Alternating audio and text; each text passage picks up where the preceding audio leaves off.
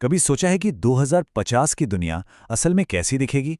आज हम सिर्फ कल्पना नहीं करने वाले, बल्कि उन जबरदस्त टेक्नोलॉजीज पर नजर डालेंगे जो एक्सपर्ट्स के मुताबिक अगले कुछ ही दशकों में हमारी पूरी दुनिया को, हमारी हकीकत को पूरी तरह से बदल कर रख देंगी।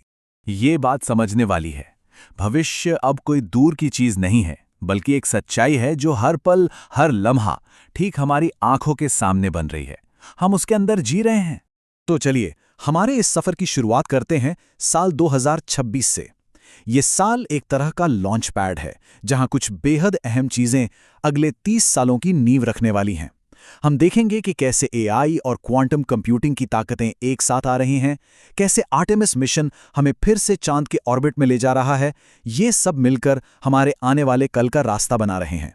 तो ये है 2050 तक का हमारा रोड मैप।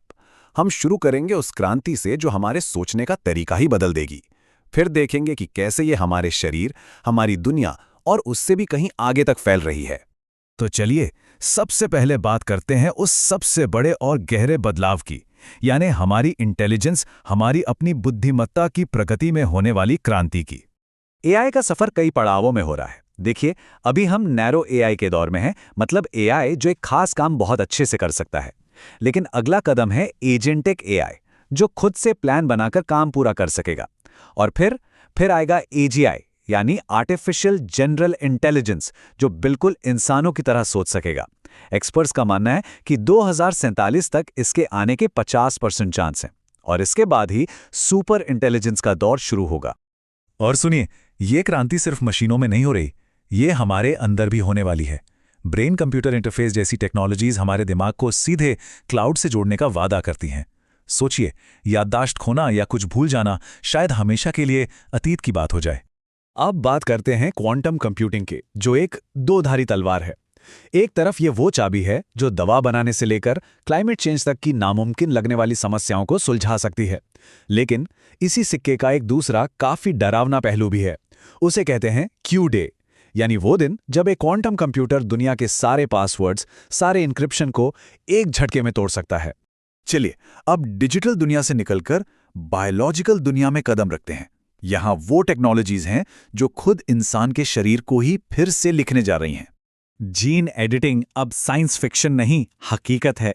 2023 में सिकल सेल जैसी बीमारी का सफल इलाज तो बस एक शुरुआत थी। अब ऐसी नई टेक्निक्स आ रही हैं जो डीएनए को बिना तोड़े ही उसे ठीक कर सकती हैं। और तो और, लैब में बने ऑर्गन्स। कल्पना कीजिए, एक ऐसी दुनिया जहां ऑर्गन ट्रांसप्लांट के लिए कोई वेटिंग लिस्ट ही नहीं है। जरा सोचिए, आपकी एक डिजिटल कॉपी, एक वर्चुअल हमशक्ल जो आपकी हेल्थ का सारा डेटा रियल टाइम में ट्रैक करती है। डॉक्टर कोई भी इलाज आप पर करने से पहले आपके इस डिजिटल ट्विन पर टेस्ट कर सकते हैं, ताकि आपको एकदम सटीक और परफेक्ट ट्रीटमेंट मिले, वो भी बीमार महसूस होने से बहुत पहले। तो इन सब टेक्नोलॉजीज का नतीजा क्या होगा? एक शब्द में, जिंदगी। हमारी उम्र। सोचिए, हमारे ही खून में नैनोबॉट्स घूम रहे हैं जो बीमारी को सेल के लेवल पर ही पकड़कर ठीक कर रहे हैं। इससे इंसान की औसत उम्र 100 साल के पार जा सकती है।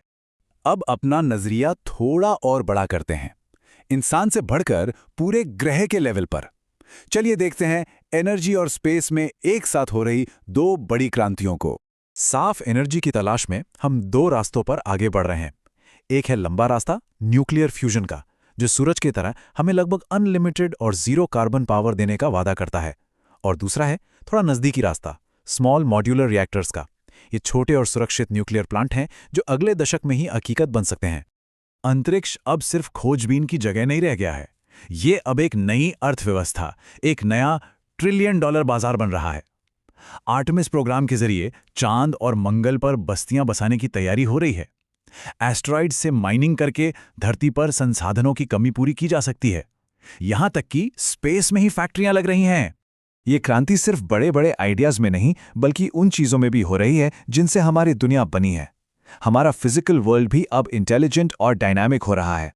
3D प्रिंटिंग के बारे में तो सबने सुना होगा, पर अब बात हो रही है 4D प्रिंटिंग की। तो ये चौथा डी क्या है?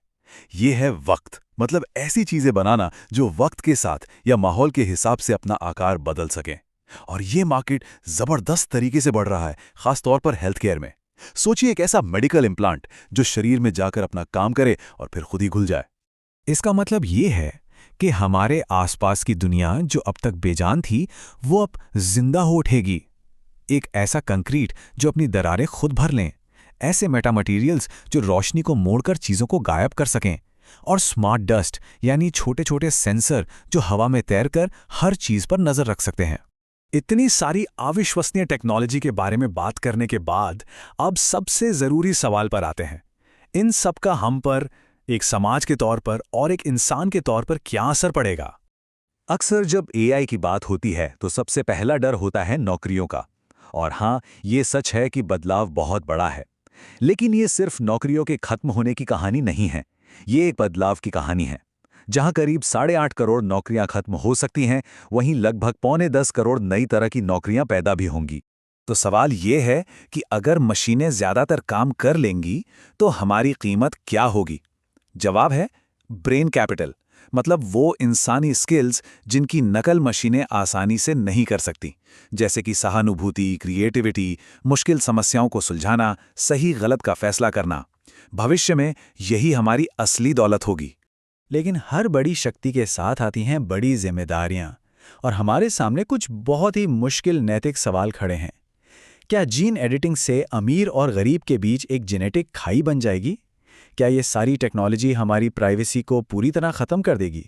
और सबसे बड़ा सवाल, हम ये कैसे पक्का करेंगे कि एक सुपर इंटेलिजेंट एआई हमेशा इंसानियत के फ़ायदे के लिए ही काम करे? तो आखिर में ये सारी टेक्नोलॉजी सिर्फ हमारी दुनिया नहीं बदल रही है। ये हमें खुद से ये पूछने पर मजबूर कर रही है कि हम कौन हैं। और ये हमारे सामने एक सबसे बड़ा सवाल छोड़कर जाती है। जब मशीनें सोच सकती हैं तो फिर इंसान होने का मतलब क्या है?